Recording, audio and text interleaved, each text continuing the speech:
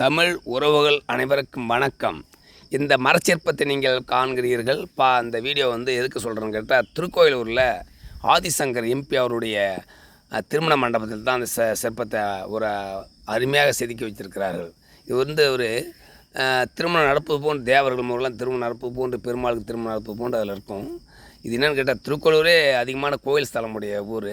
அதுலேயும் ஒரு திருமண மண்டபத்தில் ஆதிசங்கர் திருமண மண்டபத்தில் இந்த அளவுக்கு இவ்வளோ செலவு செய்து வச்சுருக்கிறாங்க. இந்த மண்டபத்தில் நுழையும் போதே அந்த ஒரு நல்ல ஒரு ஆன்மீகத்தை எண்ணத்தை தான் கொடுக்கும். அதன் பிறகு உனக்கு டென்ஷன் மனக்கவலை எதுவாக இருந்தாலும் உங்களுக்கு அந்த இதுவே தெரியாது, ஒரு சந்தோஷத்தைப்படுத்தும். அந்த சந்தோஷத்தைப்படுத்துகின்ற இந்த மரச்சிற்பத்தை இது போன்ற திருமண மண்டபங்களில் நம்ம பாரம்பரியத்தை நிலைநாட்டலாம், இது போல் செய்யலாம்.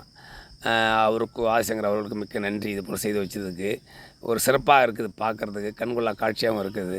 தெய்வீக எண்ணமும் அங்கே வருது. நம்மளுக்கு ஒரு நல்ல பண்பு கோபதாம் தணிஞ்சு ஒரு தெய்வீக சாந்தத்தோடு நான் போய் ஆசீர்வதிக்கிற மாதிரி, மணமக்களை ஆசீர்வதிக்கிற மாதிரியே இருக்குது அந்த இடம். ரொம்ப பிடிச்சிருக்குது. இது போன்ற ஒவ்வொரு திருமணத்துலேயும் கூடத்தில் நீங்களும் செய்து வையுங்கள் நண்பர்களே. நம் தமிழ் பாரம்பரியம் காக்கப்பட வேண்டும், தமிழ் கலாச்சாரம் சிறந்து வாங்க வேண்டும். இது ஒரு எடுத்துக்காட்டாக இது.